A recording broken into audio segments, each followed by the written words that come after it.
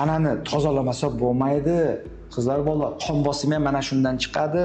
Chunki bechora buyrakka qon yetmayapti. Buyrak filtr qiladi. Filtr qilish uchun unda davleniya bo'lishi kerak, qon bosimi bo'lishi kerak.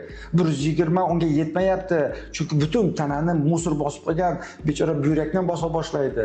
Keyin qarasa odamda musor ko'payib ketib tanasida bu ko'proq chiqarish kerak. Miyaga aytadi. Qon bosimini ko'tar, qon bosimini ko'tarib filtr tezroq bo'lishi kerak. Bo'lmasa zaharlanyapmiz deydi. Miya qon bosimini oshiradi. 130-140 gacha.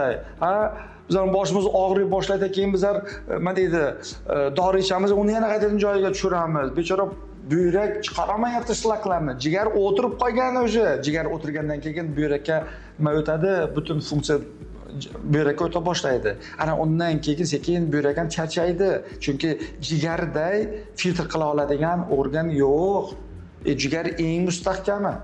Chunki jigarni o'tkazib qo'ygandan keyin bechora buyrak o'tiradi. Shuning uchun qizlar bolalar, tanani tozalamasa bo'lmaydi.